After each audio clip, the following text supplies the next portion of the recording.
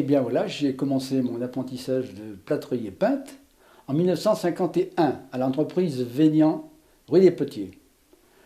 J'ai commencé à faire du plâtre un petit peu, j'ai commencé aussi à faire de la peinture en même temps. Alors, on va commencer par le plâtre. Après les plafonds en bambou, sont venus les plafonds en latte plâtrière, c'est-à-dire la latte qui faisait 9,27 sur 2 mètres de long. Avant de les clouer au plafond, on est obligé de les faire tremper, les arroser avec des seaux d'eau. Quand il y avait une cour, on les arrosait, on les faisait bien tremper 24 heures. Ensuite, on les montait sur l'échafaudage et on les clouait sur la charpente. Bon, s'il y avait besoin de caler, on calait un petit peu pour que ça fasse quand même pas des grosses ondulations. Et pour avoir l'intervalle entre les lattes, on mettait l'index entre 2 lattes. Et on clouait. Et c'était toujours en général le même qui mettait son doigt pour qu'il y ait à peu près toujours le même intervalle entre 2 lattes.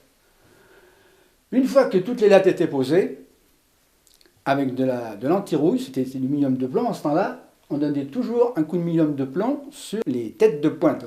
On laissait sécher et le lendemain, on gobetait les lattes pour faire le plafond. Donc on mettait du plâtre sur une taloche et à l'aide de la truelle, on envoyait le plâtre assez fort sur le plafond et il fallait en somme que le plâtre passe par-dessus la latte pour faire un accrochage, quoi, en faisant attention de ne pas se boucher les yeux avec le plâtre. Mais enfin, ça faisait partie du métier.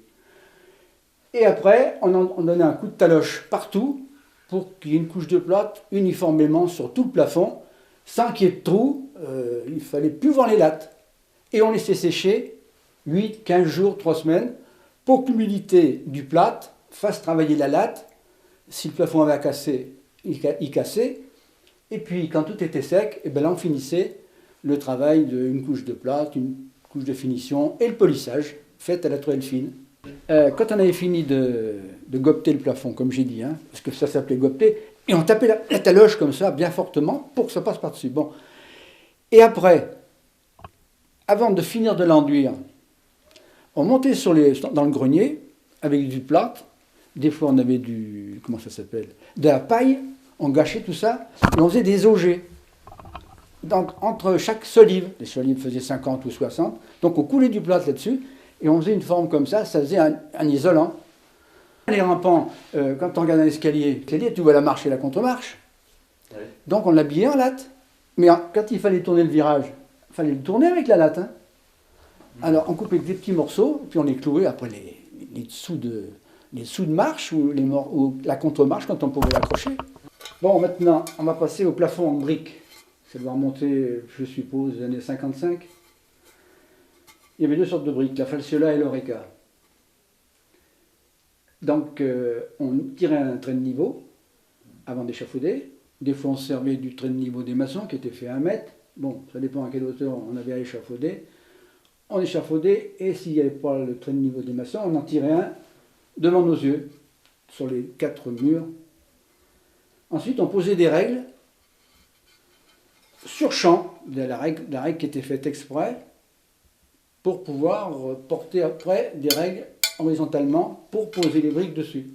Donc on avait des rangées de briques sur champ, tenues avec ou de la latte ou des fixations, quand les gens en avaient, enfin quand les entrepreneurs en avaient, souvent c'était des lattes.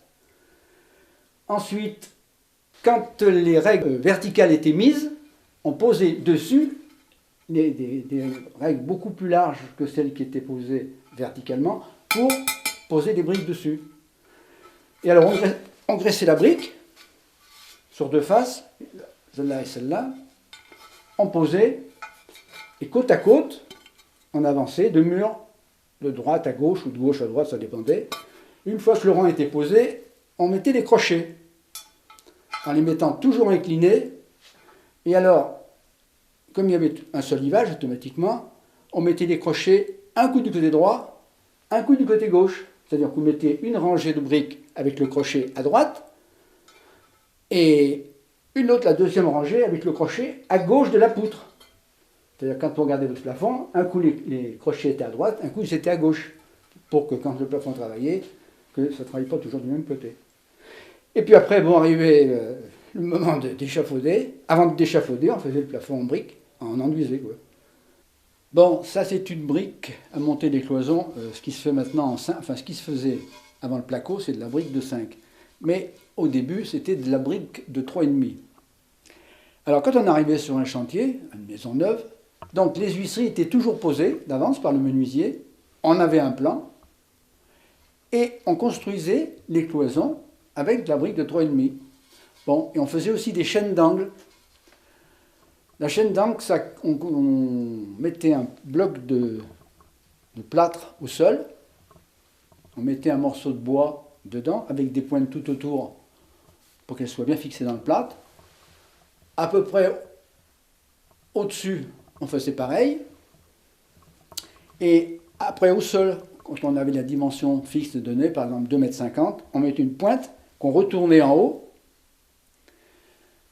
On prenait une échelle, on montait au plafond, et avec le fil à plomb, qui était pointu, on avait en somme la partie du plomb pointu qui touchait sur le dessus de la pointe qu'on avait mis en bas. Et là, en somme, on avait, en remettant une pointe aussi dans la partie bois en haut, là, on avait d'aplomb dans les deux sens. On mettait 3 cordeaux bien tendus, mais pas. C'est pour ça qu'il fallait mettre des pointes tout autour des platines qu'on mettait en bas. C'était pour pas qu'en tirant dessus, qu'on décolle la platine d'après le plâtre. Alors, les 3 cordeaux, il y en avait un qui servait pour être tendu, pour faire un côté de cloison, l'autre pour l'autre côté de cloison, et le dernier restait pour l'angle, pour faire un angle droit. Bon, ça c'était assez embêtant à faire au début quand on n'était pas à la partie. Hein. Ouais, tout a bien changé. Quand j'ai commencé de travailler en 1951, pour se déplacer, pour aller sur les chantiers, on avait une voiture à bras. Et on préparait tout le matériel qu'il nous fallait, c'est-à-dire du blanc de zinc, de l'huile, de l'essence, du cicatif, des caisses de poudre, c'est-à-dire de l'ocre jaune, de la terre de sienne, de la terre d'ombre, tout ce qui pouvait exister. On avait ça. Et puis on avait une plaque de marbre, qui était des cheminées. On avait une lame à broyer aussi. Sur cette plaque de marbre, on mettait de l'ocre jaune, on s'en servait beaucoup, de la terre d'ombre, un peu de noir, un peu de terre de sienne calcinée. On faisait des petits tas, comme fait le pâtissier pour faire un gâteau. On faisait un petit trou au milieu, on mettait de l'huile, de lin, et on broyait, tas par tas, bien sûr, on ne mélangeait pas. Hein. On laissait ça à 3-4 jours, et puis après, on rebroyait de nouveau pour que ça nous fasse une pâte qui correspond maintenant au surteint qu'on a là, devant vous. Là. Et ça nous servait pour faire toutes sortes de couleurs, puisqu'on faisait des 2 tons, des 3 tons, et j'en pensais les meilleurs. Et quand on avait, par exemple, un plafond à faire en peinture à l'huile, il n'y avait pas de rouleur. On peignait au pinceau, et on tapait avec une brosse à pocher. Et c'était en général toujours le même qui tapait, parce que c'est comme dans la maçonnerie, quand on fait un crépi coupé, il faut que ce soit toujours la même main qui le fasse. Donc, alors je ne vous dis pas le soir. Hein? Alors, quand le patron achetait des pinceaux, les pinceaux n'étaient pas attachés. Donc, c'était aux ouvriers à attacher les pinceaux. Donc, dans notre caisse à outils, on avait toujours comme un emploi de ligne, et on avait de la petite ficelle pour attacher nos pinceaux. Bon, il fallait savoir le faire, une fois qu'on le savait. C'était le même principe que pour attacher les hameçons. Et après, on les mettait à tremper, et la soie gonflait, et c'était bloqué après la ficelle. Ça évitait que le pinceau, quand on peint, qu'il perde ses poils. Bon, il en perdait bien un ou deux quand même, mais enfin bon, c'était minime à côté, si on s'était servi de pinceau, sans les attacher. Ensuite, on nous apprenait aussi à couper une feuille de papier de verre. On la pliait en deux, on la coupait ici, et on la repliait de manière à façon à ce que la partie qui gratte soit pliée sur la partie qui ne gratte pas. Parce que quand on ponçait, c'était pas évident de pouvoir tenir le papier de verre, étant donné que les parties intérieures se touchaient l'une sur l'autre. Bon, alors, avant la peinture mate pour faire les plafonds, on les peignait on les faisait en badigeon. Le badigeon, c'était un produit qui était gélatineux, blanc, qu'on pouvait teinter, qui sentait l'amande et qui piquait même les yeux.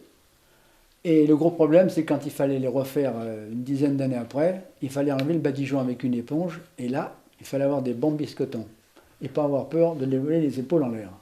Alors, pour ce qui était des éponges, elles coûtaient d'abord très cher, c'était des éponges naturelles, qui étaient pêchées par des pêcheurs, on m'a même expliqué, le gars qui les vendait, c'était un gars qui habitait sur Bordeaux, il descendait avec une cloche, accrochée avec une corde, le gars il était dedans, donc l'air ne rentrait pas dans la cloche automatiquement, et il ramassait des éponges, et il avait un sac qui était pendu sur le côté de sa cloche, cloche transparente, et quand elle était pleine, il tirait sur la ficelle, et on remontait le bonhomme, la cloche et les éponges.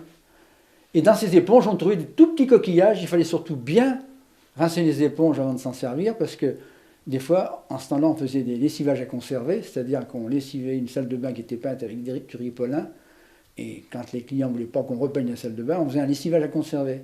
Donc on rinçait les murs avec ces éponges, et il ne fallait pas qu'il y ait de petits coquillages pour ne pas rayer les murs.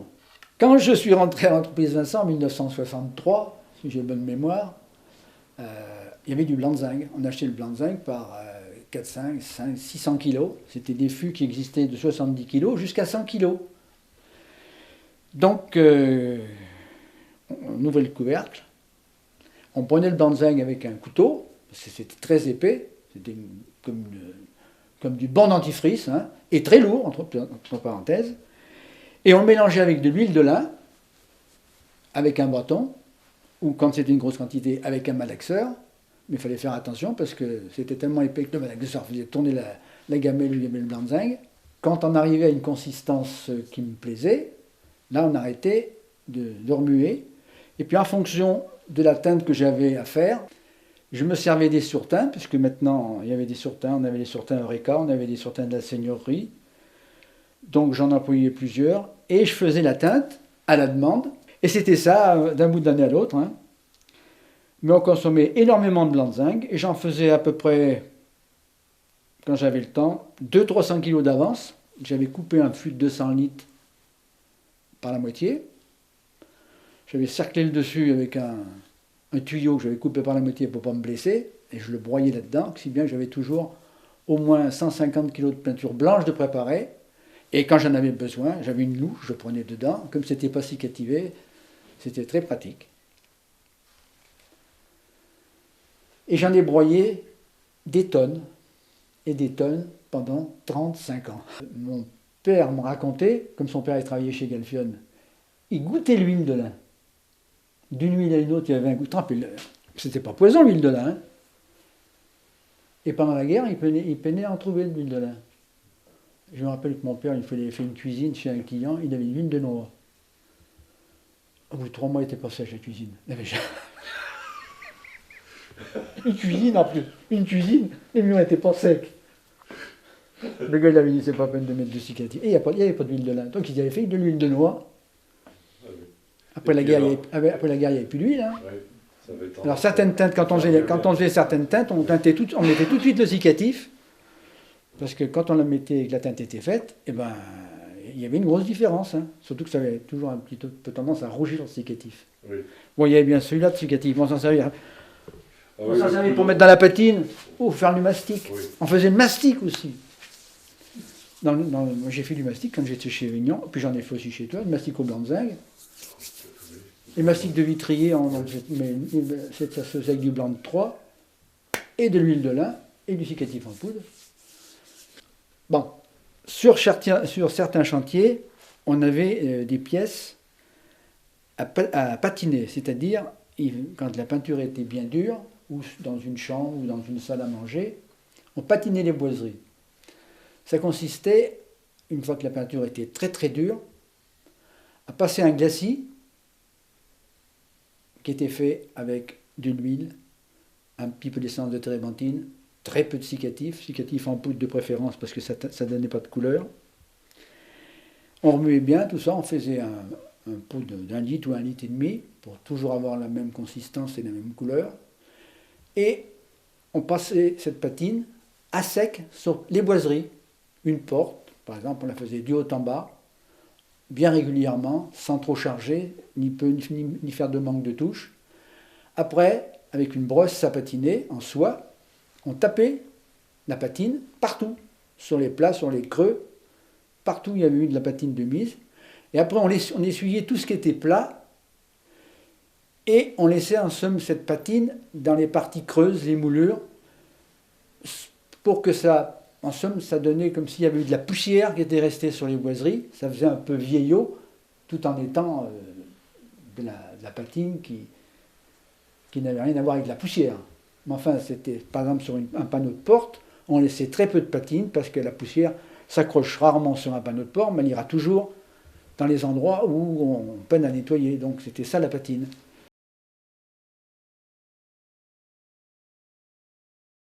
Qu'elle est dans ton bureau, en somme, dans le temps. Tu te rappelles cette porte verte qui, dans le temps, a monté en haut. Oui. Ça pleuvait toujours. Oui, bah oui, ça. Un jour, dans une pipe, j'en avais marre. Ça faisait beau, je me rappelle, j'ai mélangé du blanc de zinc, de l'éburite, du cicatif. Tu t'en rappelles? J'ai fait un solin comme ça. Je crois même que c'est resté jusqu'à temps que ça se démolisse. Ça n'a jamais fui. N'importe comment. Ça c'est jamais venu dur, mais ça prenait pas l'eau. C'est des vieilles combines, quoi. C'est en forgeant qu'on devient forgeron. Oui. Avec le blanc de 3, on l'ajoutait dans la patine. On remuait bien sûr, il fallait bien que ça soit remué. Pour éviter que la patine coule. Parce que quand il y avait beaucoup de moulures, ça avait tendance un peu à couler parce que c'était très, très léger comme substance, cette patine. Et pour voir si la patine était assez épaisse, ni trop, on mettait la patine sur l'ongle. Il fallait que l'ongle soit juste teinté, que ça soit pas, qu'on voit quand même le rose de votre ongle. Pour cette patine, encore autre chose, on essuyait avec des chiffons. Et le soir, il fallait toujours mettre les chiffons dans un seau d'eau, sinon les chiffons risquaient de prendre feu dans la nuit. Et quand on était jeune, je me rappelle de l'avoir fait à des ouvriers, les chiffons qui étaient bien imbibés de cette patine, on les nouait bien fort, on faisait des nœuds, puis on les mettait dans une poche de blanc, comme ça. Et bien le gars, au bout d'une heure, il avait la poche du blanc, et elle ne fumait pas, mais elle était bien chaude. Voilà, c'était des petites anecdotes. Les feux. Paraît-il que ça prend des feux. Oui. Moi, j'ai jamais vu. Moi, j'ai jamais vu d'essayer. J'ai vu chaud. Hein. Ah oui. D'ailleurs, ton père, il n'avait pas intérêt, quand ça se faisait de la patine, de trouver des bouts de chiffon le lendemain matin sur le chantier. Hein. Oui. Parce qu'il y a des seaux d'eau, c'était fait pour y mettre dedans. Hein. Bon, quand il était à plat comme ça craignait rien. Mais souvent, c'était en boule, parce qu'à force, on le retourne comme ça, on essuie, on le retourne, on l'essuie. Voilà. Puis finalement, on le passe par terre. C'est ce que je disais. Bon, t'as les gars qui marchent dessus après, ou bon, ça le tasse encore un coup de pu. Fallait pas rire avec ça.